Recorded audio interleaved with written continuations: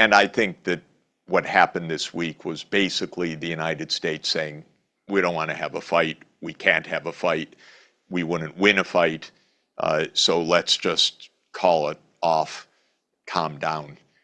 It's not peace, it's not cooperation, it's not the end of the tensions by any means, but it is a recognition that the United States does not have the chokehold, does not have the choke points, does not have the upper hand in this relationship.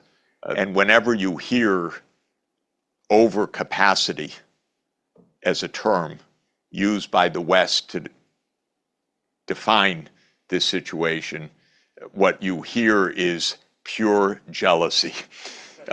Oh my God, if only we had that overcapacity. There is no overcapacity here at all. We're trying to figure out what's going on in the world. And I think the best way to think about it is a bit like a pendulum, that the pendulum is swinging in a new direction. It reached a kind of end, and now it's swinging back. And I want to view that pendulum over a 600-year period, if you'll permit me, because the start of this pendulum for our world is actually 1434, which was a very important date in history for interesting reasons, you know, and for very relevant reasons for where we are in Hong Kong. The period 1405 to 1433 was the greatest age of China's globalization. And it was, of course, the age of the 7 great voyages of Admiral Zheng He. I don't know if it's the same He surname, but in English it is. And Admiral Zheng He, of course, was the admiral of the Ming court who led the great naval flotilla all over the South China Sea, the Indian Ocean, and East Africa in 7 great voyages. And China ruled the oceans. It could go anywhere. And wherever it went, hundreds of great ships that were unrivaled anywhere else in the world would visit, show China's greatness, open up diplomatic relations with local kings and emirs and sultans and other local rulers, establish a system of visits, tributary system so-called, where other principalities and kingdoms and emirates would come and pay deference to China once a year, usually giving some gifts, and China usually giving even bigger gifts in the other direction.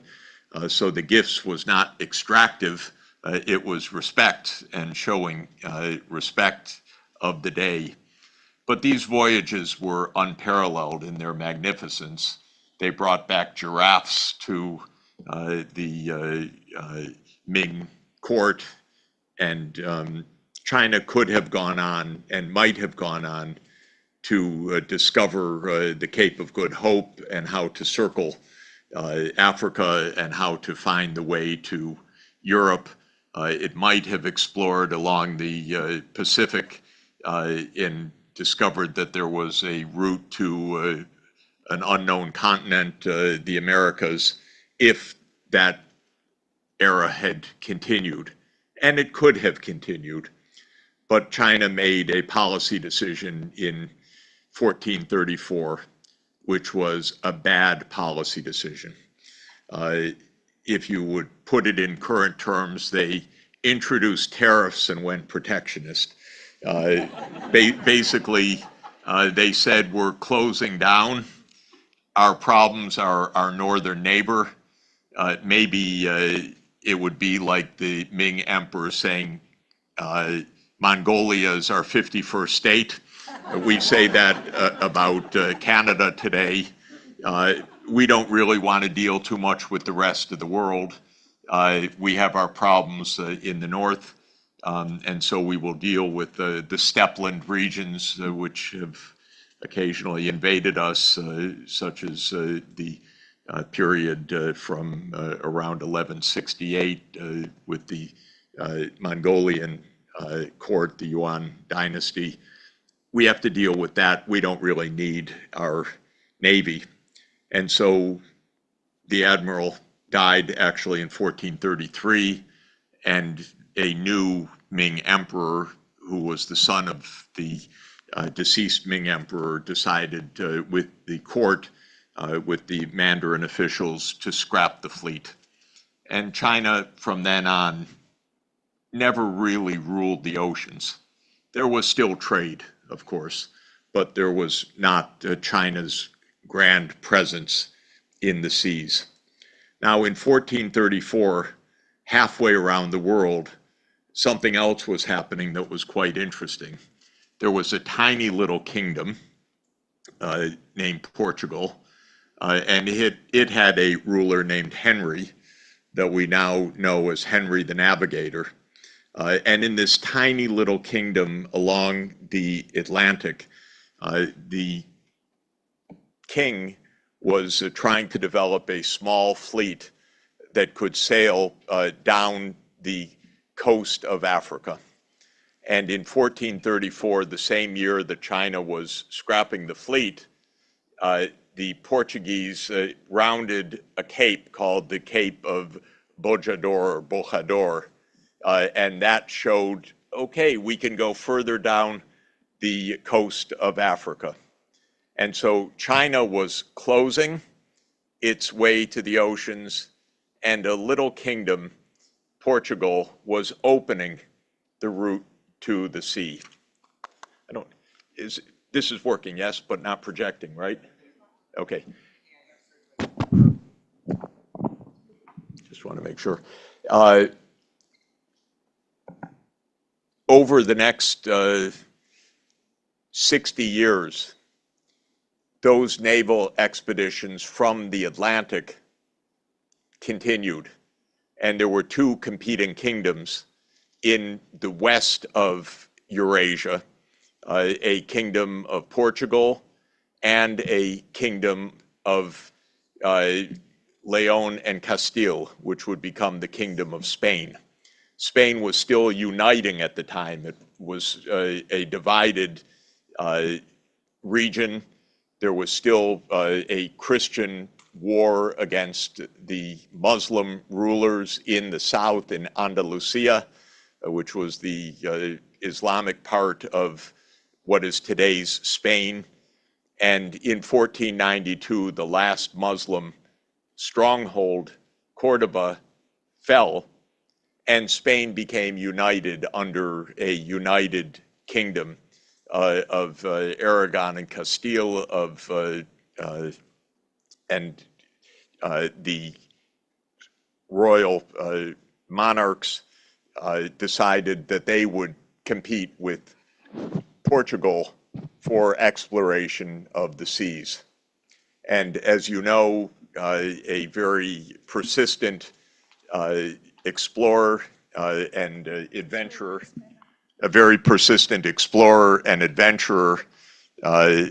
named Christopher Columbus, who had an erroneous calculation about the size of the Earth, but he was quite optimistic that there was a westward passage to this part of the world, to Asia, finally convinced the Spanish monarchs to fund his voyage to the West. And he landed in what he thought was the outskirts of India in 1492. It is present-day Hispaniola, which is Haiti and Dominican Republic. This is how they say that they know he was an economist. Christopher Columbus did not quite know where he was going. He didn't know where he was when he got there, and he did it all on a government grant. This is 1492, but it was a fortuitous discovery. And 6 years later, in 1498, the competitor kingdom of Portugal, which later would combine into one monarchy, finally reached the southern tip of Africa, sailed around the Cape of Good Hope, and with the help of Arab seamen who knew how to use the monsoon winds, was able to sail from the Cape of Good Hope, the southern tip of Africa, to the coast of India. And that was, of course, Vasco da Gama.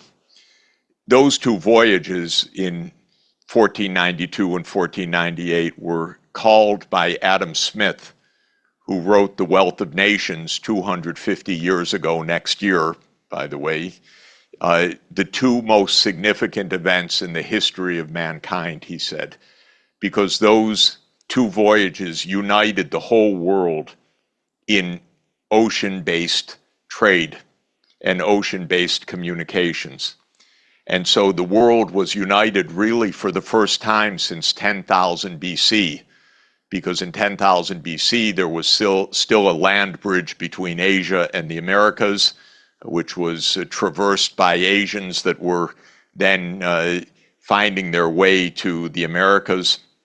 But that land bridge was submerged when the Ice Age ended, the great glaciers melted, the sea level rose, and that separated the old world from the Americas. So 1434 marked the end of the pendulum in China's favor and the beginning of the pendulum in Europe's favor, because Europe began its naval expansion, by the way, using Chinese technology, because it was the compass and it was gunpowder, which were the two vital technologies that enabled the European expansion. And both of those were Chinese technologies from the Song Dynasty period, which had come to Europe and now were coming back to Europe. But this time they were coming back basically in caravels and in gunboats. And by the time the Europeans arrived in Asia, they were coming with muskets and gunfire, which enabled them at least to establish a foothold in the much more highly populated region of the world, because after all, Europe was much, much less populated than Asia. Asia was consistently 60 or 70% of the world population. When Adam Smith wrote about these events, almost 300 years after they occurred, and he called them the most significant events in the history of mankind, he made two pertinent observations that are rather telling and rather prescient. One was, he said that China was a great civilization and a very high order of economy, but he said that the Chinese economy was stagnant, that it had reached the highest level of affluence that it could, given what he called its constitution, its order, under the Qing dynasty at that stage. And while this is a simplification, it wasn't all wrong. China certainly was not changing and open in the same way that it had been during the Song period. It was not the dynamic technology leader.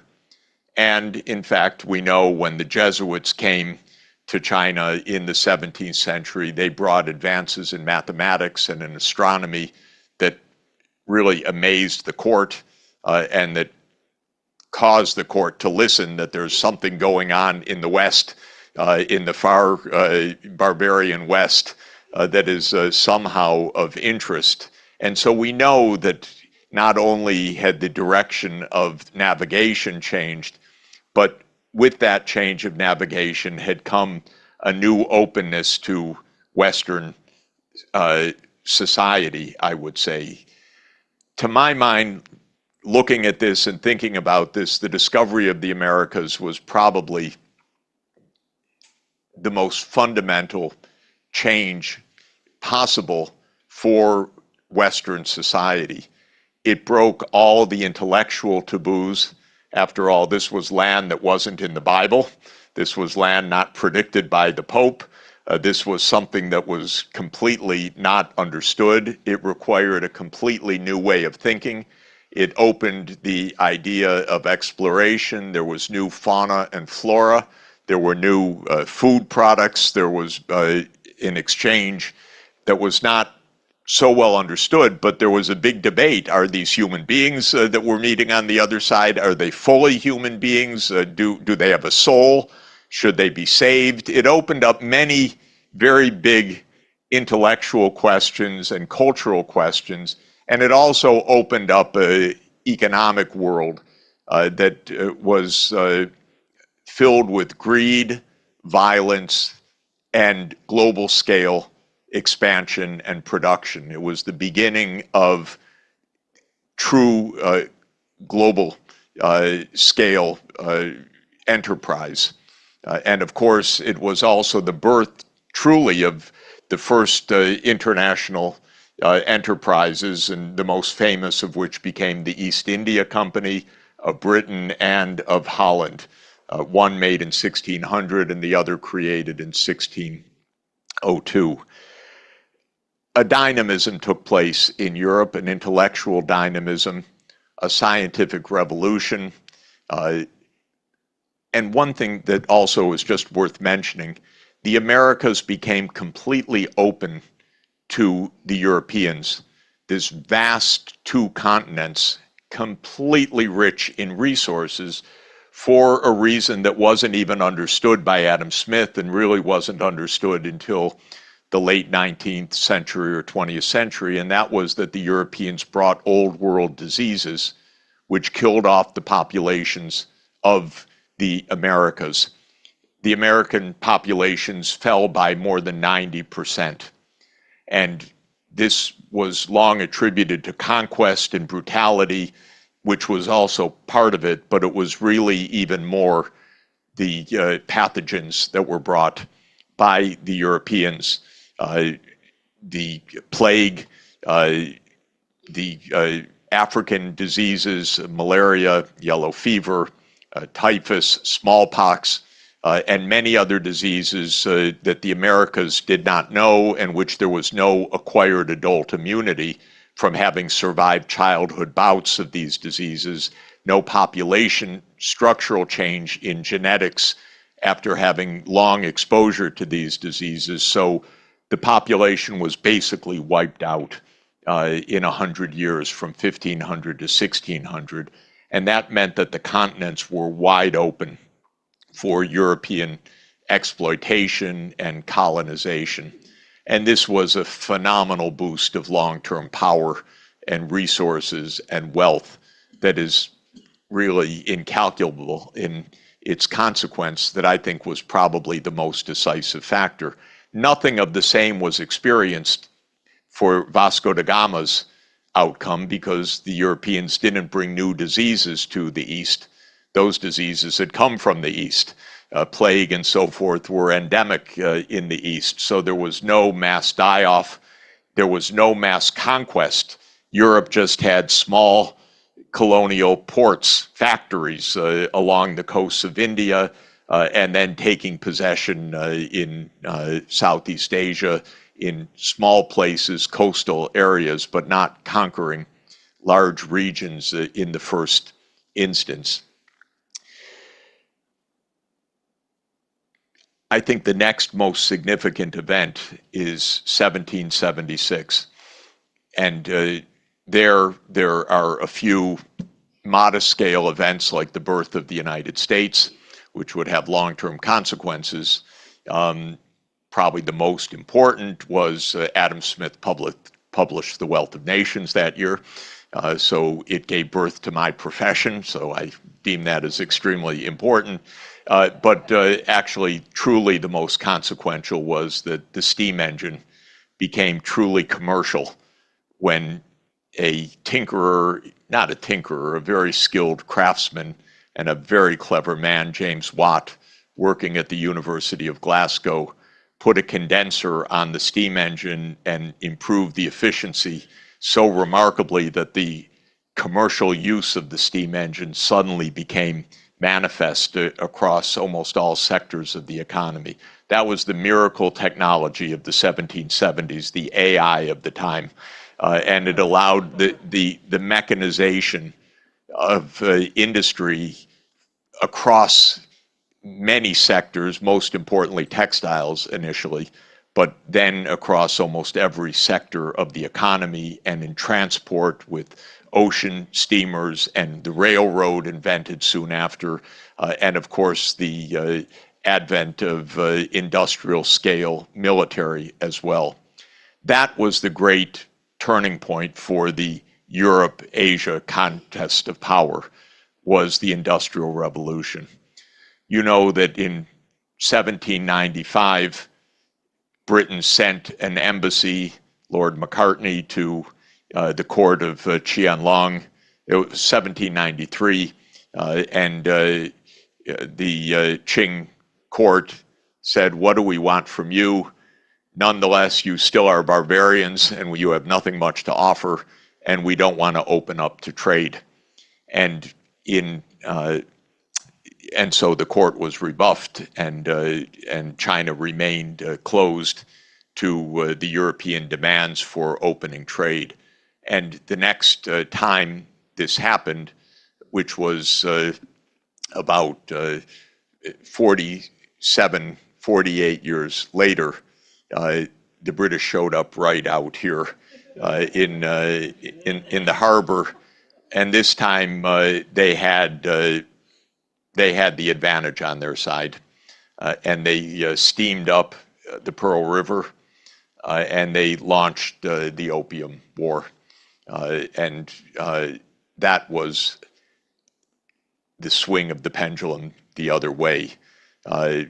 Europe, of course, led by Britain, which had the advantage of having knocked off Spain and Holland in their naval power, ruled the seas. It didn't quite rule Europe because there was still France, there was still the Habsburgs of Austria, there was still Russia, but Britain ruled the seas, and that meant ruling the empires of the European world. And when they showed up and won the first Opium War in 1842, you all became subjects of Her Majesty's government. And that was, of course, a pivotal moment in history. And the next century pretty much continued to go the same direction. China reached its lowest point about a century later, around the early 1940s, with Japan conquering much of China and the devastation of Japan's invasion of China, and the loss of probably 15 to 20 million Chinese during the Japan-China War. So an absolute devastation that showed that China had lost not only its century of humiliation to the West, but to the first industrialized power of the East, which was Japan.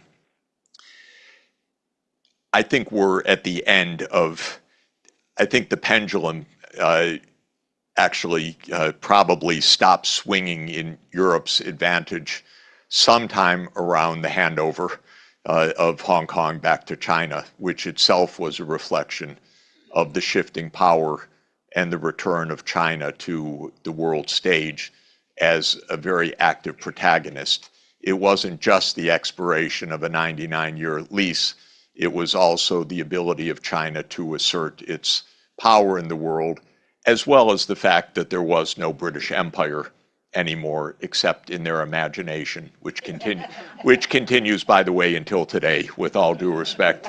But there is no British Empire. It ended a while ago, but it continues in spirit, let's say. What we're seeing now is really the pendulum swinging the other way. What was the inroads of Europe to Asia is now the outward swing of Asia towards the world. And we're seeing those events very poignantly and dramatically in this very week that we have just experienced, which is very, very interesting. I just read the conclusion of a meeting that was agreed a couple of days ago, not the meeting of President Xi and President Trump, but two countries, one of which one country agreed to invest over 10 years in the other country in profitable projects, but it said that they would make an investment, they would help the second country in developing its industry, they would give technical assistance to that country in building up its industry. You would think that the country committing the capital and the technical help, well, it would be the leader, and the one recipient would be the developing country. And of course, the country that's committing to make the investments and give the technical assistance is Korea.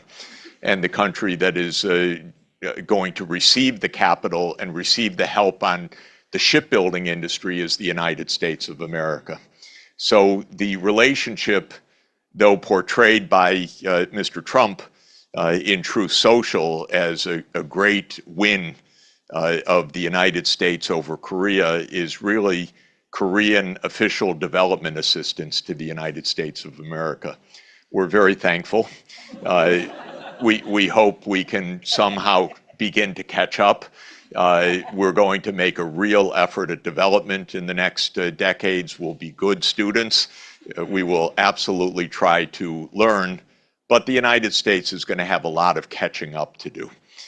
And that's actually the truth. And however one looks at this, maybe the United States does or doesn't have the power to compel Korea to make investments in the United States, but it's pretty pathetic that you have to try. And that is really a sign of a developing country that needs capital and can't raise it on its own. And so it has to force another government to give the capital and promise 10 years of capital at $20 billion a year. I suspect Korea will find some useful investments, but I do regard this as quite a turn of relations and not a sign of U.S. strength, but rather a pitiful sign, I have to say. We have a president who can turn any fiasco into a great celebration. So he's celebrating this situation. But if you look at it objectively, this is not American strength. This is American weakness, what we have just observed. We also did observe the Trump-Xi meetings, and that was also significant. There, the story also is that the United States, of course, faces not only a pure competitor, but a pure competitor that will win if there's actually either a trade war or a hot war in this region. And the United States, I think, is somewhat waking up to this reality, although its delusions last long. And America is a delusional country that believes in its primacy, that believes that it runs the world, or that it should run the world. And so there's not a lot of reality-based thinking in Washington. The idea for a long time was China can help us vis-a-vis Russia, but of course it will be a subservient helper, so not very costly, it's poor, it's weak, it grows rice, they thought, and that it will be possible to get China's help vis-a-vis the Soviet Union in the 1970s and 1980s. Afterwards, it was a more benign view that at least China will make our flip phones and our smartphones and keep them inexpensive, but no harm done. And then starting around 2010, there started to be a rising level of anxiety. Hey, they're competing with us. They're starting to innovate. What's happening?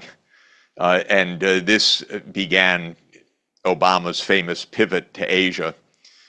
Around 2015, a kind of panic level arose in the United States, which said things have gotten out of hand. China is more successful than we wanted it to be. And they have the nerve to start competing with us in actually cutting edge sectors.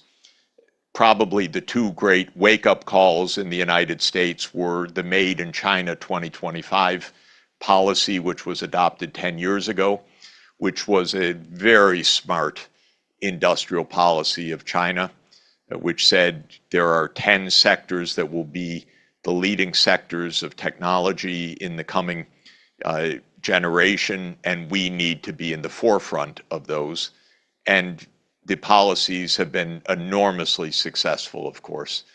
And not only here, which is one of the beneficiaries, but next door in Shenzhen, certainly you see the fruits of this, because Shenzhen and Hong Kong together and Guangzhou, if you literally are now defined as the most innovative cluster in the whole world. Silicon Valley falling to position number 3, and Tokyo, Yokohama, position number 2 in the World Intellectual Property Organization ranking. So Made in China 2025 produced the world's leading innovation cluster. That's an astounding achievement. And the other great wake-up call was the Belt and Road Initiative, where China said, we will invest outward. And that was Europe's direction for hundreds of years. And now clearly Asia's direction is outward investment. Asian firms, of course, Japan has been doing this for decades. Korea has been doing it a little bit shorter time. And now Chinese companies will not only export to the world, but will be major outward investors and producers all over the world. And so these two policies, to use a technical term, freaked out the United States, which decided about 10 years ago that it had to contain China. Another absurdity and delusion. How could you possibly contain China?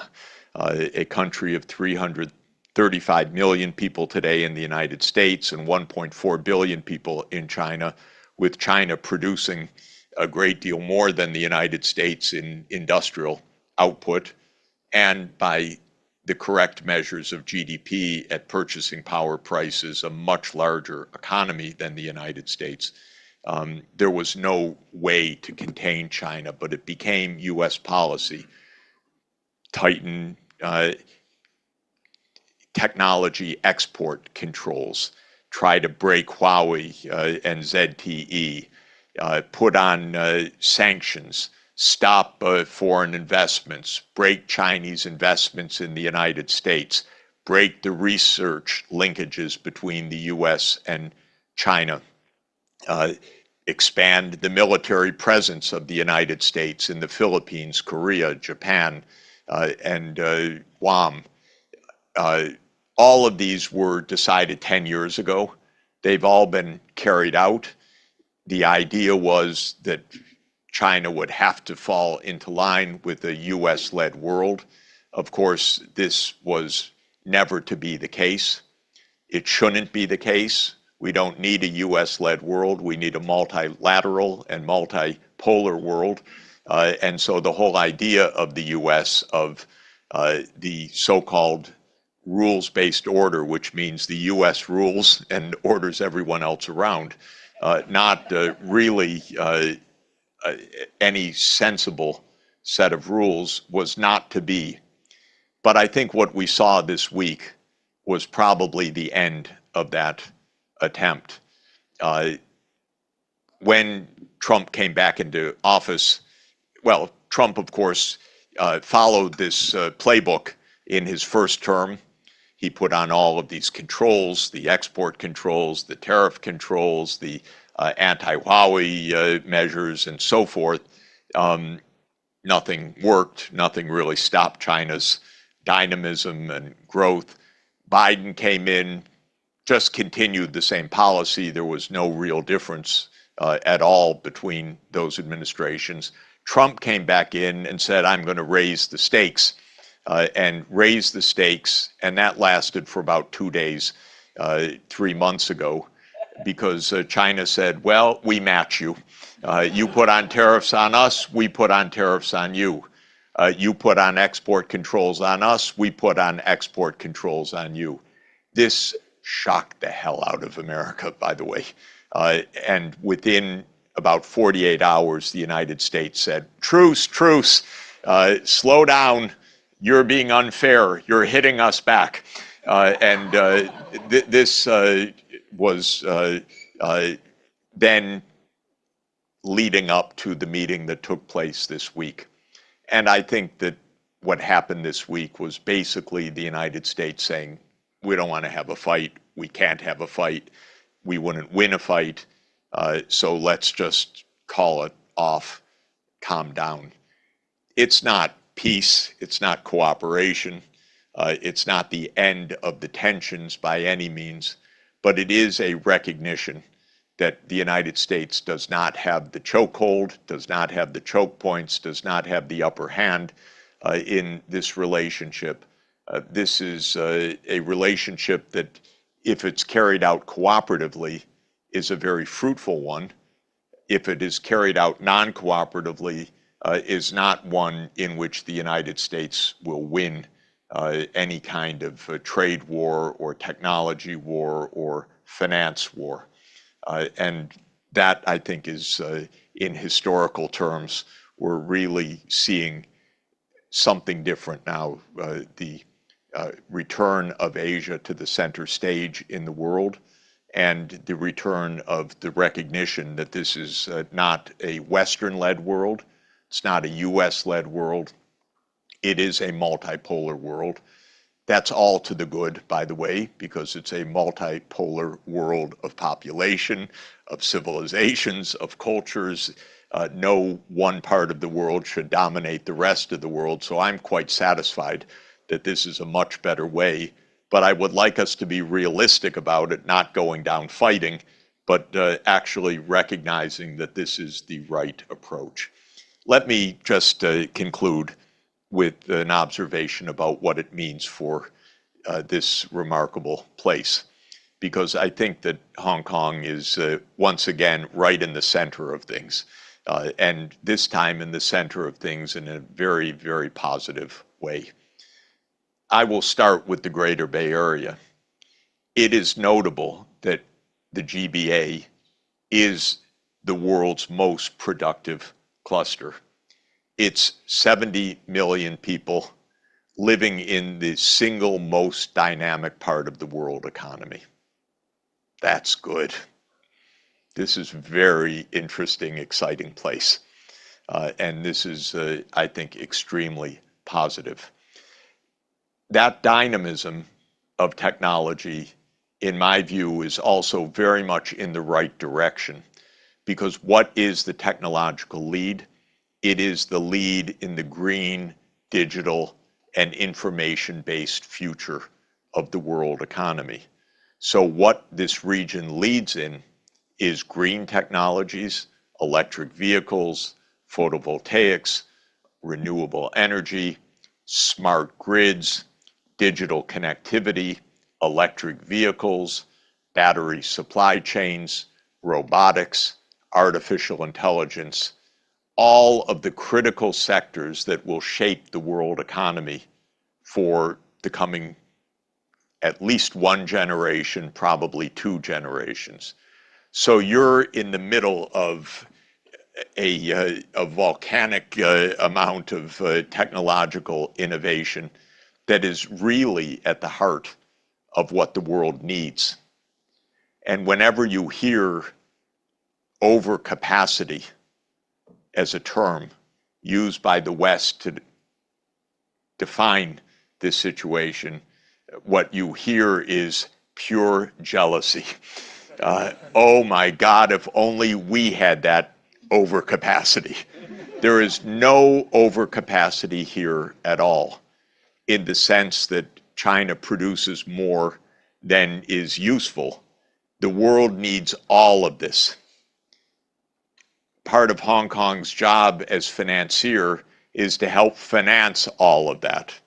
So if the solar industry in China can export twice what it does right now, which it can, and if the world needs twice what it has right now in order to get on a safe climate trajectory, it is Hong Kong's job to say, we will help double the exports by showing the financial models to make that possible.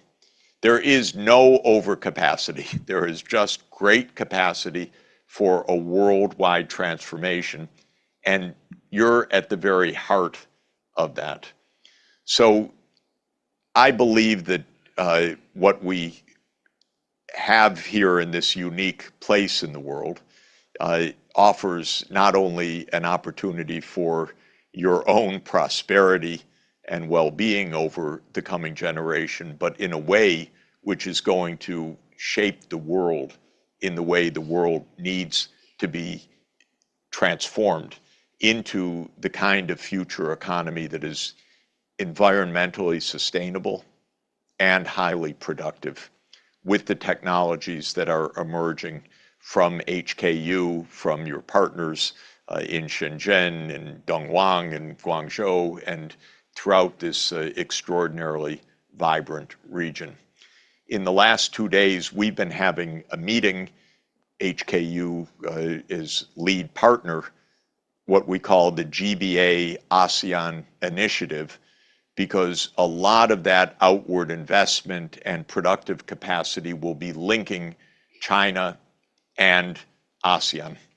The beginning of the week for me last week was in Kuala Lumpur, when the now 11 countries of ASEAN, with a population of 700 million people, adopted policies to accelerate the energy transformation, to integrate physically more closely among the 11, and in what was an important agreement reached between China and ASEAN in what's called the China-ASEAN Free Trade Area Upgrade 3.0, to have a stronger collaboration between China and ASEAN on digital technologies, on AI, on green transformation, on supply chains, on standards, on all of the implementation of the new technologies. So this is a fantastic opportunity, and the project that we are launching here 2 days ago in Hong Kong with HKU hosting, and yesterday in Shenzhen with the Shenzhen city government hosting, is a program to bring academics, business, and government together to accelerate this close relationship and this exciting joint effort at transformation in the years ahead. So all of that is to say, I'm very, very optimistic. I'm a bit bemused by what happened in the last few days. I, of course, don't want to discard still risks, because delusions lead to risks, which lead to accidents. And we're not past the delusion stage yet. The changes of global power don't make the United States endangered or vulnerable. China is not going to invade the US, nor could it, nor would it ever in a million years even think of that. But in the United States, they don't know geography very well. And so there are lots of fears and lots of confusion, and we have to get past that confusion, and with partnership we can do so. Thank you very much.